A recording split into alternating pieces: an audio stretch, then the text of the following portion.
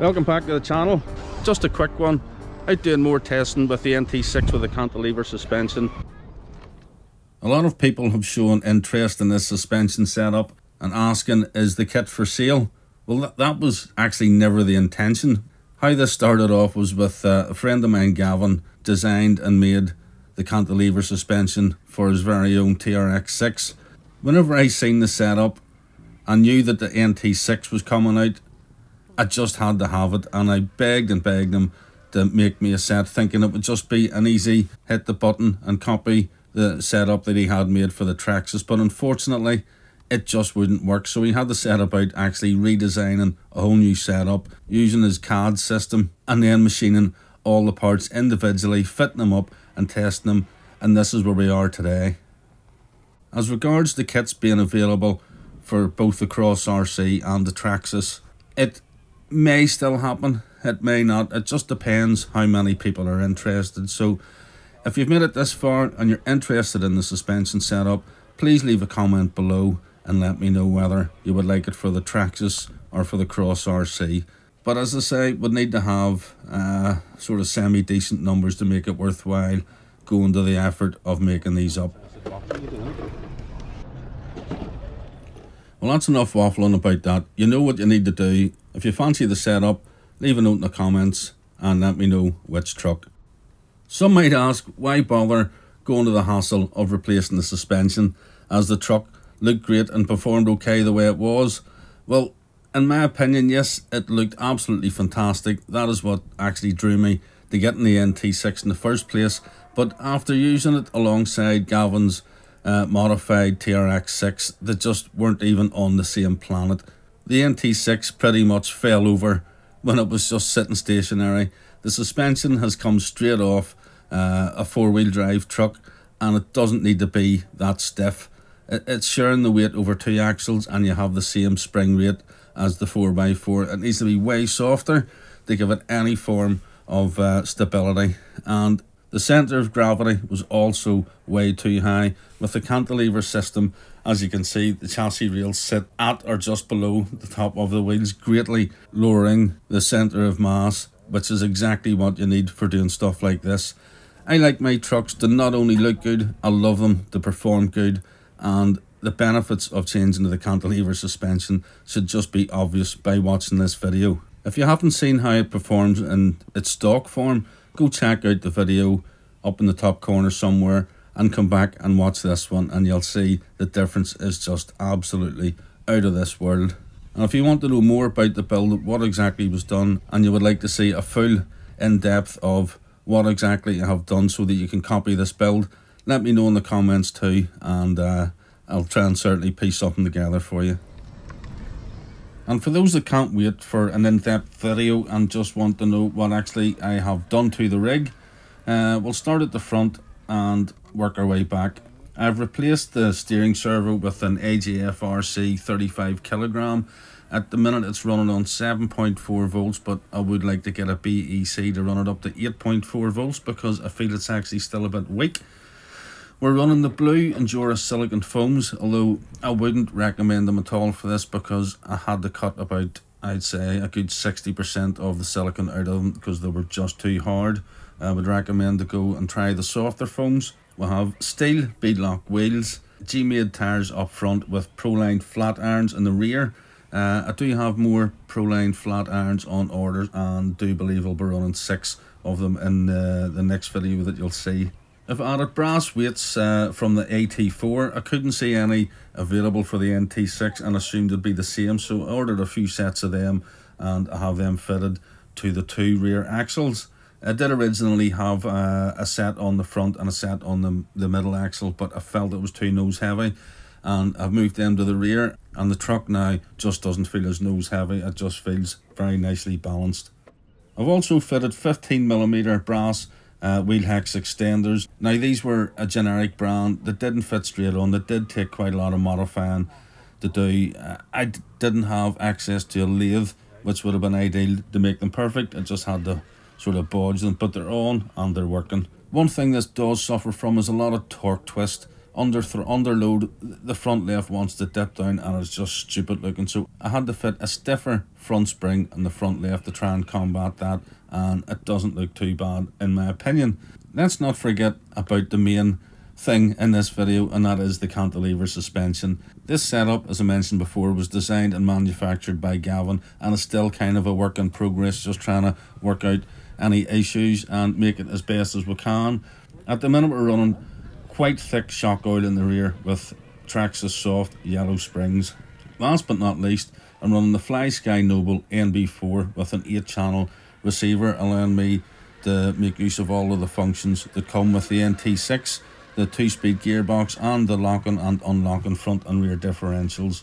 The tunability of the radio just gives for real smooth throttle control, and the FOC setting in the Fusion system is absolutely amazing for descending, especially down grippy rocks. You actually have to drive it down, unlike the Brewster systems where you touch the throttle at all and the truck just wants to roll on down the hill. It's a great control, well worth upgrade, and I would highly recommend getting the Fusion system for any crawler out there. It just makes it so much more nicer and easier to drive.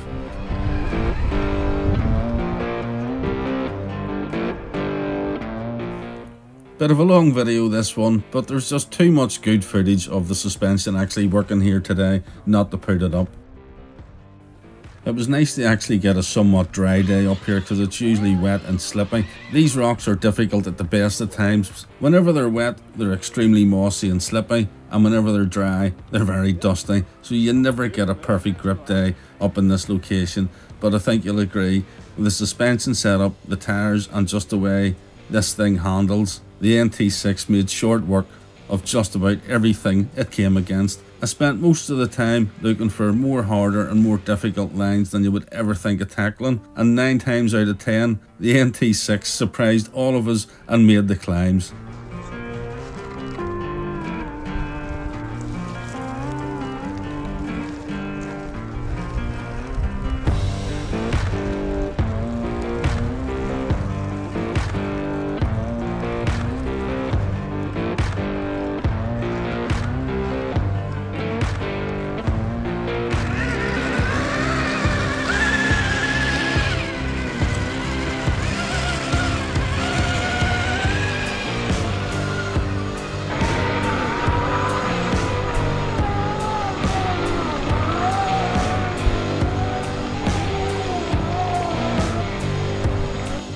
That was one of my favourite clips right there. I love watching the cantilever suspension at work. I just find it hard to take my eyes off it. An absolute work of art.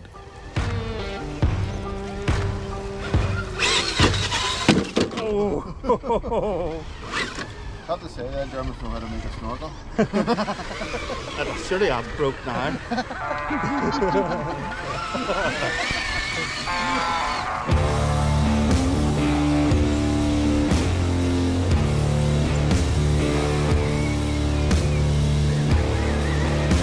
Up and have to get this down.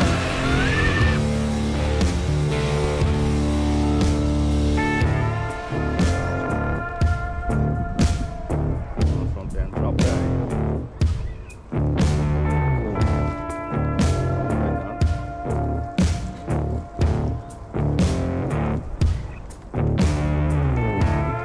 So it's just teetering that whole time.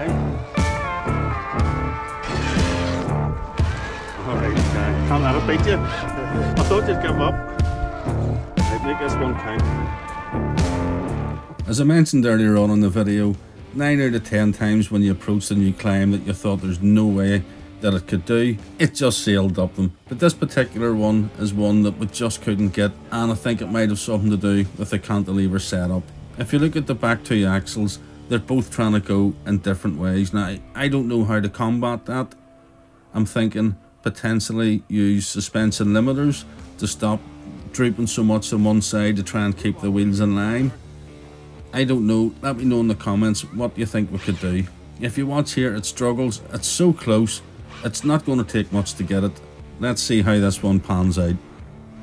It's looking like we'll have to revisit this one.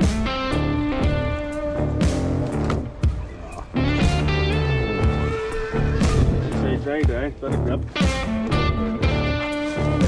Just get it to hook up. Yeah, Should I bring a chisel? Tango.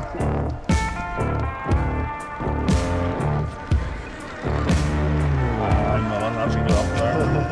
What would it take? Just take probably a wee rock in there. See if I can see how far those two from there.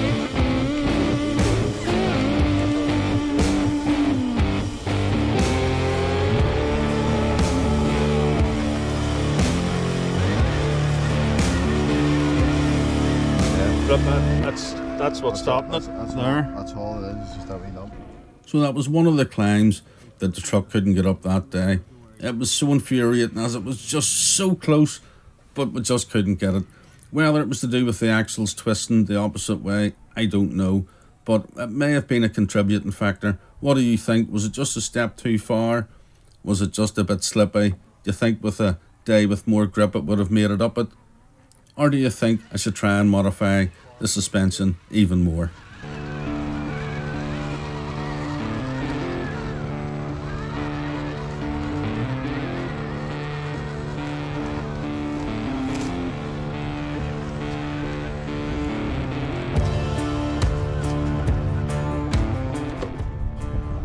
That's all I think where you need to be, is it? You need to get the front wheel touching that to pull it up, you see. I turned right to get it up there just to like lift the tank off it. I thought that's so close. This is another climb we were having difficulty with that day. Whether it was just the width, maybe if it had the standard width hexes on it, it might have made this climb. Hard to tell, but another one if I can remember, we'll have to revisit.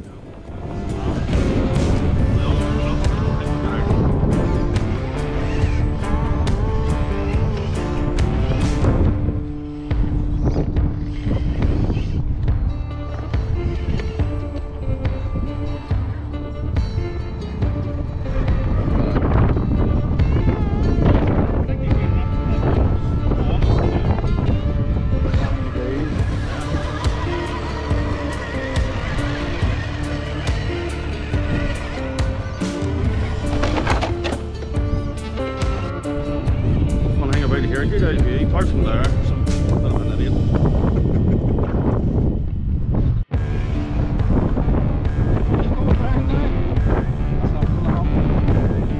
We'll let the last few minutes of the video play out with a bit of follow the leader, with Gary taking the lead with his stock Element Enduro. This section we are at here is just known as the Big Rock because it is what it is. It's just a big giant rock. I know the camera sometimes doesn't show angles right, but all I can tell you is this is ridiculously steep, and how he is managing to get that Element Enduro over this, I just do not know. A couple of times he come close to binning it, but let's see if he can hold on to the end, and then we'll take the NT6 down and see if it can match or do better than the Element Enduro. Away, has to go. What?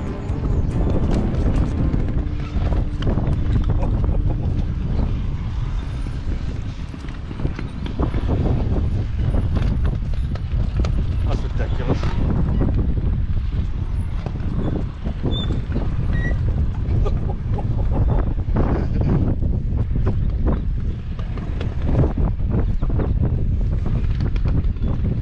Seriously?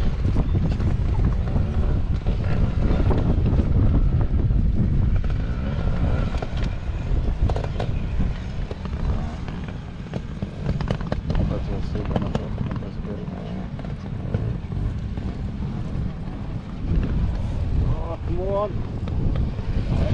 Man, that's brilliant. That is brilliant. There's no way.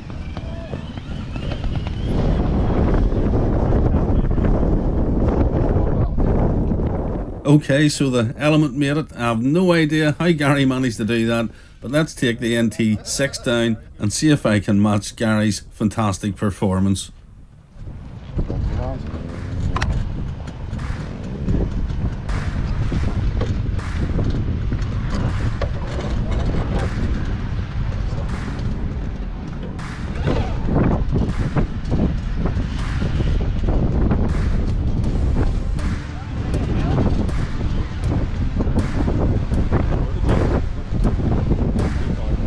Right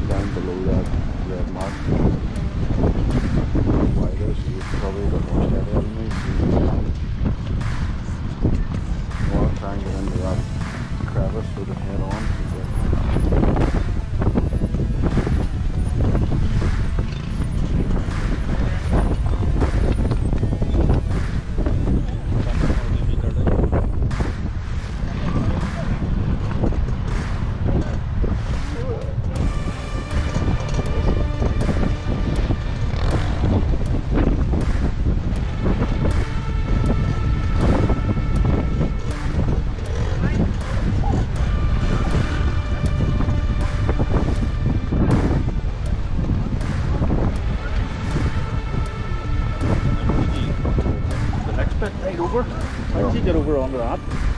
So come up high. High? Up high and aim for the lowest part just down below where it starts to lift.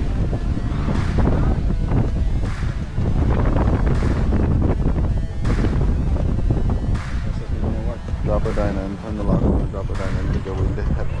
Once your wheel hits, it'll lift that right out that corner up then for you. Keep a lock on her. What way, left? Yeah, yeah. Yeah, just one way. Yep, stop.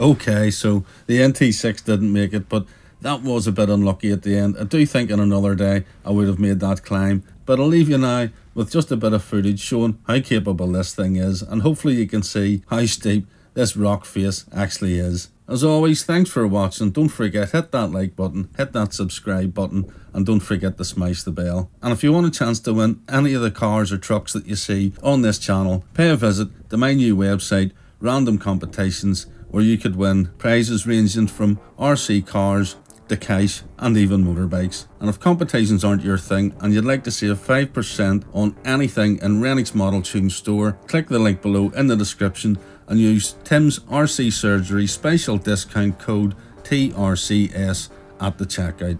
Thanks for watching, stay tuned, don't forget to comment and let me know, do you want this cantilever suspension, and I'll catch us all in the next one.